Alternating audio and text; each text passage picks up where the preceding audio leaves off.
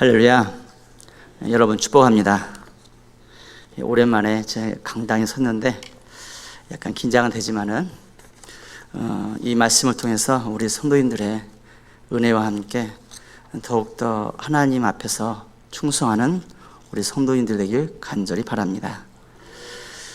우리 성도님들 스포츠 좋아하시죠? 저도 스포츠 많이 좋아합니다. 요즘 23세 이하 아시안컵 지금 경기가 진행 중인데 축구하면 나름 제가 잘 알고 있는 선수는 손흥민 선수가 있어요. 또 이제 피겨 스케이팅 하면은 김연아가 있고, 이제 야구하면 요즘 뜨고 있는 선수가 있는데 아마 이정후 선수라고 하더라고요. 그런데 이 사람들은 도대체 운동을 어떻게 했기에 그렇게 잘 할 수 있었을까? 사실 좀 궁금합니다. 그래서 좀 알아봤어요. 성공했던 이 스포츠 선수들의 공통점이 무엇인가? 물론 선천적인 그 재능도 있었겠지만 가장 큰 영향력을 주는 것은 그 운동 잡지, 그 피플이라는 그 잡지에서 발췌를 했는데 가장 큰 영향을 주었던 것이 마인드 컨트롤, 그리고 셀프 컨트롤, 그리고 고통의 내성, 이렇게 세 가지로 우선 이야기를 하더라고요. 마인드 컨트롤, 이것은 사람의 마음은 주변의 그 환경의 변화에 의해서 수십 번 변할 수가 있습니다. 그러나 마인드 컨트롤 하는 사람은 그 주변의 그 환경이 어떠한 상황에 처했다 할지라도 안정된 마음을 유지할 수 있다. 그리고 셀프 컨트롤을 잘하는 운동선수는 먹고 싶을 때 참고, 놀고 싶을 때 훈련하고, 자고 싶을 때 좀 더 참고, 자기가 하고 싶다고 해서 다 하거나 그러진 않습니다. 이렇게 자기 관리를 잘 한다라는 거죠. 그리고 또 한 가지가 있는데 고통의 내성이에요. 그러니까 고통의 내성을 키운 운동선수들인데, 이것은 이 극한의 그 수준까지 능력을 끌어올리기 위해서 아주 강도 높은 훈련을 한다고 합니다. 일반인들은 감히 감당할 수 없을 정도의 그 고통을 감내해야 한다고 하는데, 그런 고통 속에서도 이 운동선수들은 무엇을 느끼냐면 행복을 느낀다고 해요. 그 이유는 다른 것이 아니라 이 고통을 통해서 내가 더 강해지고 있다라는 그 사실을 알기 때문에, 그 믿음이 있기 때문에, 비록 육체는 너무나 아프고 고통스럽다 할지라도 어떻습니까? 마음은 이제 행복하다라는 거예요. 그런데 오늘 말씀을 보면은 이 고통 속에서 하나님의 은혜를 제대로 체험할 수 있는 방법을 소개시켜주고 있습니다. 과연 이것이 무엇인가? 한번 여러분 이 말씀을 나누어 보고자 합니다. 그러면 어떻게 하면 험난한 환경 속에서도 하나님의 은혜를 누릴 수 있을 것인가? 첫 번째로는 예수님 마음의 갑옷을 입어야 합니다. 믿으시기 바랍니다. 오늘 본문을 보면 1절, 그리스도께서 이미 육체의 고난을 받으셨으니 너희도 같은 마음으로 갑옷을 삼으라. 여러분 여기서 갑옷을 삼으라 라고 말씀을 하시죠. 도대체 여기서 말하는 갑옷은 무엇을 말하는 걸까? 보통 이 갑옷 하면 내 자신을 보호하는 그 장비를 말하는 것인데, 도대체 어떤 식으로 내 자신을 보호하는 장비, 갑옷을 삼으라고 하는지 사실 이 말씀만 보면 좀 이해하기가 좀 쉽지 않아요. 그런데 여기서 중요한 키워드가 등장하는데, 그 키워드는 같은 마음으로입니다. 그런데 이 같은 마음, 이 마음은 누구의 마음입니까? 예수님의 마음이죠. 그러면 예수님께서 육체의 고난을 받으실 때 그때 예수님의 그 마음은 어떠했기 때문에 그 마음을 갑옷이라고 표현을 사용했을까? 베드로전서 3장 18절 말씀 보면 이런 내용이 있어요. 그리스도께서 단번에 죄를 위하여 죽으사 의인으로 불의한 자를 대신하셨으니 이는 우리를 하나님 앞으로 인도하려 하심이라. 육체로는 죽임을 당하시고 영으로는 살리심을 받으셨으니. 아멘. 자, 이 말씀에서 주님께서 왜 육체의 고난을 받으셨다고 쓰여 있습니까? 우리들을 하나님 앞으로 인도하려 고통을 당하셨다고 했어요. 그리고 육체로는 죽임을 당하셨다고 되어 있습니다. 여러분, 주님께서 왜 육체의 고난을 달게 받으셨다라고 생각을 하십니까? 무엇 때문에 그럴까요? 그 고난을 왜 받았을까요? 우리를 너무나 사랑하셨기 때문에 그렇습니다. 믿습니까? 이때 예수님의 마음은 어떠했다? 우리를 예수님 자신보다 더 사랑하셨다라는 거예요. 아까 18절 말씀 가운데 보면 이런 내용이 있어요. 죄를 위하여 죽으사 의인으로서 불의한 자를 대신하셨으니. 그 불의한 자가 누굽니까? 바로 우리들 아닙니까? 그렇죠? 우리들이 죽을 자이지만 우리들을 너무나 사랑하셨기 때문에 예수님께서 대신하여 죽어주셨다라는 내용이거든요. 그래서 주님은 고난이 고통스럽고 두려웠지만은 어떻게 당연하게 감당하셨다라는 거예요. 어떻게? 당연하게. 우리를 살리시기 위해서 당연하게 고난을 받으셨다. 바로 이 마음이 예수님의 마음이었습니다. 이곳에 어머님 되시는 분들이 많이 계십니다. 우리 권사님들, 여집사님들. 자, 우리 여성분들은 대부분 보면은 다 자녀를 이렇게 출산한 경험이 있으세요. 근데 여러분들, 자녀를 낳아놓고 나면 모든 생활이 막 황홀하고 막 편안하고 막 기분이 좋던가요? 그런 건 아니잖아요. 오히려 불편해지는 것들이 많아요. 아이를 돌보는데 똥오줌 기저귀를 좀 바꿔줘야 될 것이고, 끼니를 해결해 줘야 할 것이고, 새벽에는 잠도 제대로 못 자요. 중간중간에 깨어나야 됩니다. 또 아이가 아프면 새벽에서라도 그 아이를 데리고 병원으로 가야 돼요. 응급실로 가봐야 됩니다. 나의 시간은 별로 없고 몸도 많이 망가져 버려요. 그럼에도 불구하고 이 모든 과정에 대해서 이 엄마는 절대로 화를 내지 않습니다. 비록 고통이 있다 할지라도 아이가 자라나는 모습을 보며 행복해하는 것이 바로 어머니의 모습이에요. 이 아이를 위해 헌신하고 고생하는 것 너무나도 당연하고 당연합니다. 왜 그렇습니까? 이 아이를 사랑하니까. 다른 거 없어요. 사랑하니까. 바로 이것이 예수님께서 고난받으셨을 때의 마음이었어요. 여러분, 1절에 등장하는 이 갑옷은 강철과 금은 보석으로 장식한 그런 화려한 것들은 절대 아니었어요. 무엇이었을까요? 바로 당연한 마음. 바로 이 마음이 우리들의 갑옷이 되어야 할 줄 믿으시기 바랍니다. 고로 우리들도 이러한 갑옷을 입어야만 해요. 예수님께서 입었던 그 갑옷을 누가? 우리들도 입어야 할 줄 믿으시기 바랍니다. 여러분, 이 갑옷 아니고는 하나님 사명을 온전히 감당할 수가 없어요. 신앙생활을 하다 보면 겪게 되는 힘든 일이 얼마나 많습니까? 마음이 무너지는 일 또한 얼마나 많습니까, 여러분?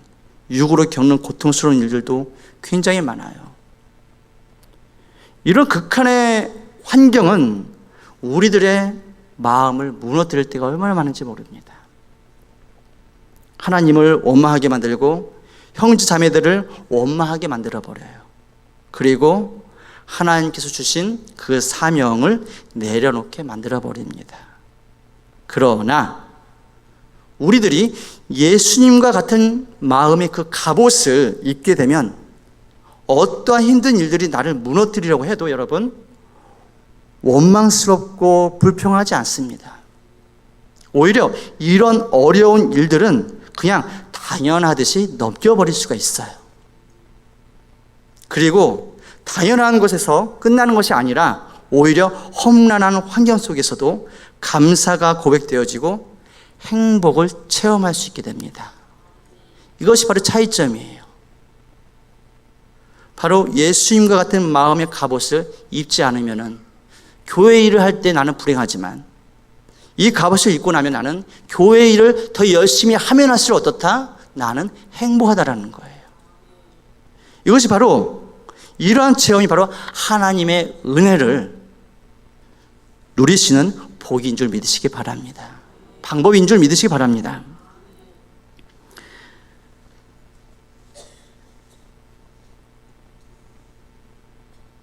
베드로전서 4장 12절 13절 내용 보면 이런 내용이 있어요. 사랑하는 자들아, 너희를 연단하려고 오는 불시험을 이상한 일 당하는 것 같이 이상히 여기지 말고 오히려 너희가 그리스도의 고난에 참여하는 것으로 즐거워하라. 이는 그의 영광을 나타냈을 때 너희로 즐거워하고 기뻐하게 하려 함이니라. 아멘. 이런 은혜가 이 자리에 앉아있는 여러분들의 있길 간절히 소망합니다. 이어서 험난한 환경에서 하나님 은혜를 누릴 수 있는 방법 두 번째 내용을 소개시켜 드리도록 하겠습니다. 항상 기도해야 됩니다. 이 자리에 앉아있는 여러분들은 진짜 열심히 기도했습니다.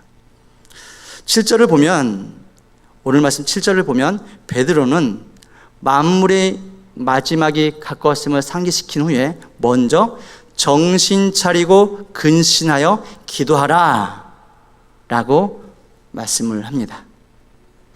이것은 어떻게 보면 어떤 면에서는 이 베드로 그 자신의 과거의 뼈아픈 경험에서 우러나온 말씀인지도 모르겠어요. 왜 그렇습니까? 일찍이 베드로는 깨어 기도해야 할 결정적 시기에 오히려 잠에 취해 기도하지 않았죠. 예수님은 열심히 기도하는데 본인은 잠을 잤습니다. 그런데 그로 인하여 그는 잊지 못할 실패를 경험했어요. 예수님을 배신했죠. 본인은 기어코 예수님을 배반하지 않을 거라고 확신하며 소리쳤건만 어떻습니까? 배신해버렸습니다. 그래서 베드로는 성령 충만으로 완전히 새 사람이 되었을 때 전혀 기도에 힘쓰고 사도행전 1장 14절 말씀 가운데 나와요. 베드로가 어떻게 했다? 전혀 기도에 힘쓰고 진정 기도에 열심을 내었습니다. 옛날 모습하고는 완전히 바뀌었어요.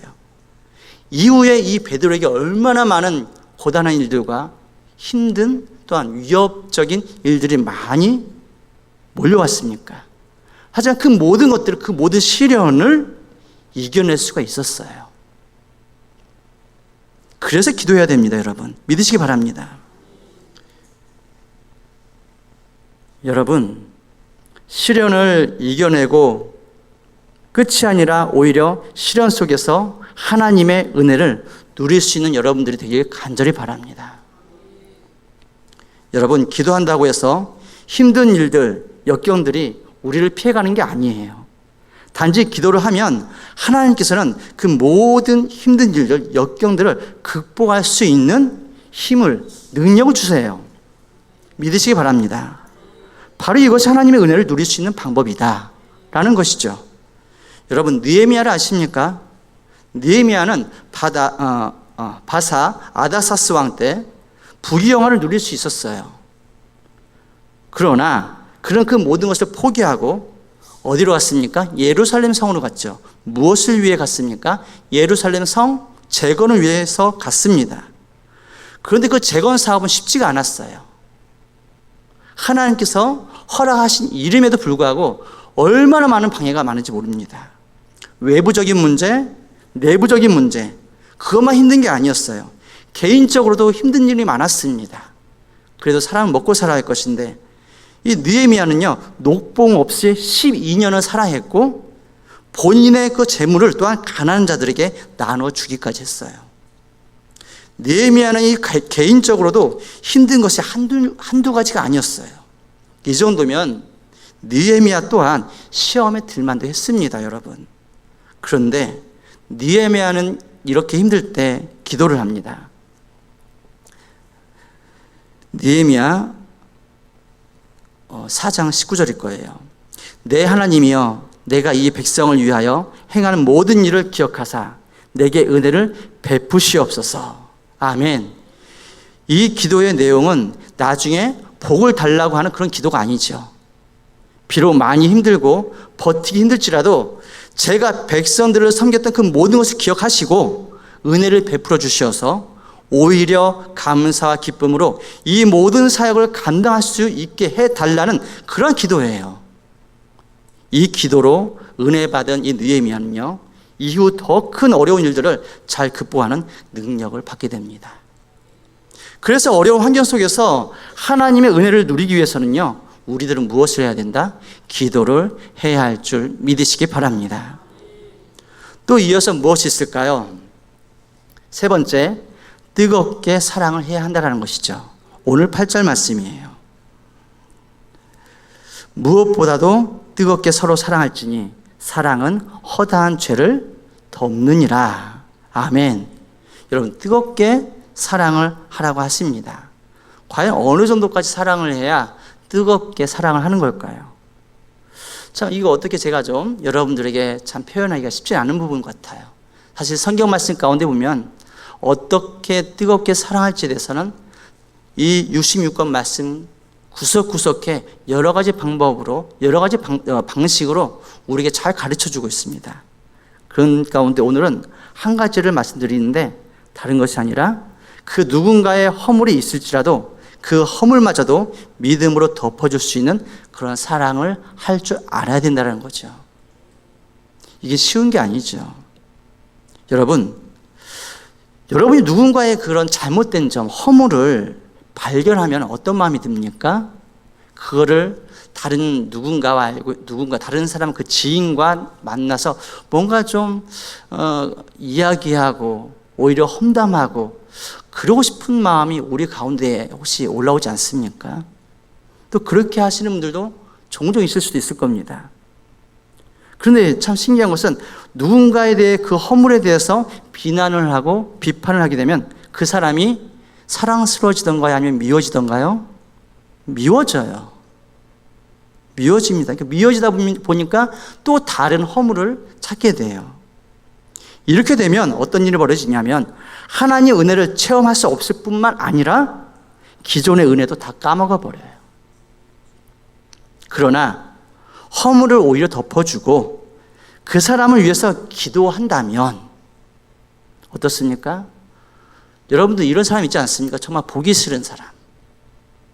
저 사람 때문에 내가 이 교회 못 다니겠어. 혹시 그런 분들이 있다면은 반대로 여러분 새벽에 나와 기도하실 때 그분의 이름을 부르면서 한번 기도를 한번 해보세요. 하루가 아니라 일주일이 아니라 한 달이 아니라 1년을 기도해 보세요. 어떤 일이 벌어지는가? 내 마음에 사랑이 싹이 틉니다. 그 진리를 믿으시기 바랍니다. 이러한 사랑할 줄 알아야 되는 거예요. 이것이 놀라운 하나님의 은혜를 체험하는 방법인 줄 믿으시기 바랍니다. 그럼 네 번째 방법. 네 번째는 서로 대접하기를 원망 없이 해야 할 것입니다. 오늘 9절 말씀이에요. 우리 함께 읽어볼까요? 9절 말씀 시작. 서로 대접하기를 원망 없이 하고. 예. 여러분, 누군가에게 대접을 하는 것은 사랑의 실천을 의미하죠. 그런데 우리 사람들은 누군가에게 대접을 할 때 이런 생각을 하게 됩니다. 내가 주었으니까, 내가 베풀었으니까 어떻게 해야 되겠다? 나도 받아야 되겠다.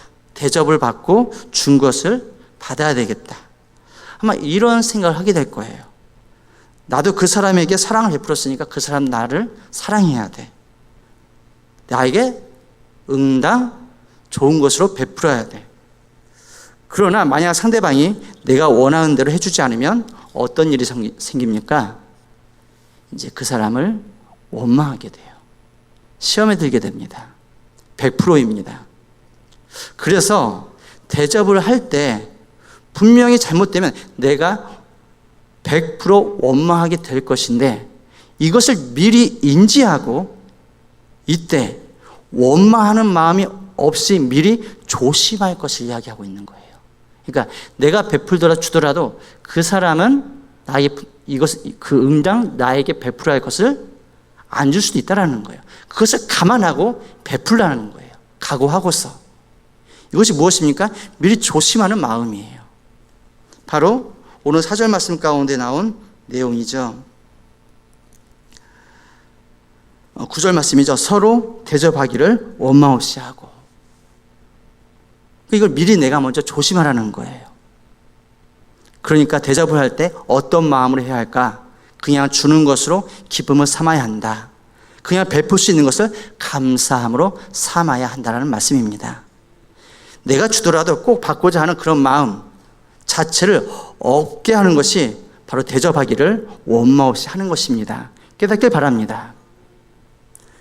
그리고 마지막으로 10절 말씀, 각각 은사를 받은 대로 하나님의 여러 가지 은혜를 맡은 선한 청지기 같이 서로 봉사하라. 5번째인데, 선한 청지기와 같이 봉사하시기를 바랍니다. 그 청지기 마인드를 가져야 된다는 것이죠. 여러분, 내가 가지고 있는 것을 다른 사람에게 주거나 도와주게 되면 어떤 마음이 듭니까? 아까도 비슷한 내용이었지만 내가 다른 사람에게 뭔가 도움을 주었다는 그 뿌듯함이 있기도 하지만은 반대로 그 사람이 나의 도움을 받고 오히려 나에게 해를 끼치게 된다면 어떻게 될까요? 어떤 마음이 들게 될까요? 괘씸하고 배은망덕한 그런 마음이 들게 됩니다. 결코 그 사람을 용서할 수 없게 돼요. 분이 나게 됩니다. 이렇게 나의 것을 주면서 분을 내면서 살면 우리는 절대로 하나님의 은혜를 누리고 살 수 없다라는 거예요.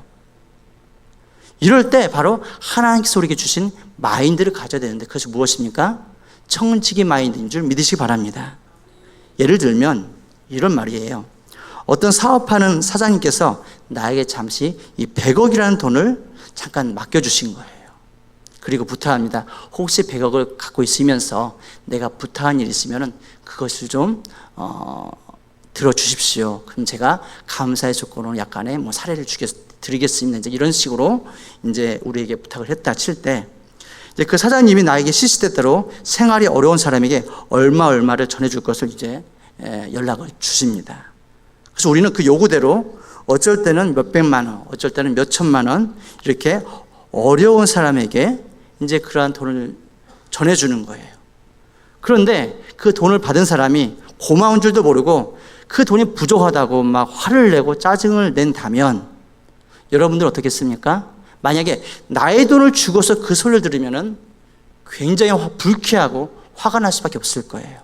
그러나 내가 전달만 하는 상황이라면 어떨까요? 크게 개의치 않을 수가 있습니다. 그냥 내 맡은 바 소임만 충실히 하면 된다는 거죠. 괜히 그들에게 분을 낼 필요도 없고 물론 짜증은 좀 나겠지만 원수 질 일도 없어요. 왜? 우리는 청지기이기 때문에 그렇습니다, 여러분.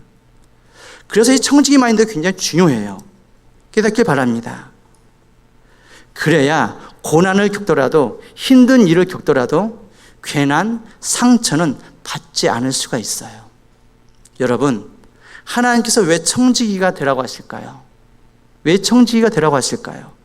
하나는 이웃을 사랑할 수 있는 가장 좋은 방법 중 하나가 바로 이 청지기 마인드고, 그리고 두 번째는 바로 이웃을 사랑할 수도 있겠지만 내 자신 또한 사랑할 수 있는 지혜이기 때문에 그렇습니다.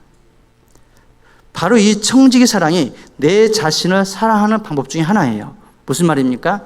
내가 주고 나서 그 상대방의 배신으로 말미암아 받을 수 있는 상처를 미리 방지할 수 있다는 거예요. 그래야 이웃도 살고 나도 살 수가 있습니다. 이것이 험난한 환경 가운데서 은혜를 누릴 수 있는 방법입니다. 깨닫길 바랍니다. 말씀을 맺겠습니다. 하나님의 은혜, 좋은 환경 속에서는 그 은혜를 쉽게 누릴 수가 있을 거예요. 그러나 험난하고 힘든 환경에서 하나님의 은혜를 누리는 것은 결코 쉽지가 않습니다. 마치 운동선수가 고된 훈련을 통해서 행복을 느낄 수 있는 방법, 마인드 컨트롤, 셀프 컨트롤, 고통의 내성, 이런 노하우가 있듯이 우리 믿음의 사람들 또한 신앙에 있어 험난하고 힘든 환경 속에서도 첫 번째는 예수님 마음의 갑옷을 입고, 두 번째는 항상 기도하며, 세 번째는 뜨겁게 사랑하고, 네 번째는 서로 대접하기를 원망 없이 하면서, 또한 마지막으로 선한 청지기 같은 마인드를 가질 때에 우리들은 하나님의 은혜를 풍성히 누릴 수 있는 복을 받을 줄 믿으시기 바랍니다. 기도하겠습니다.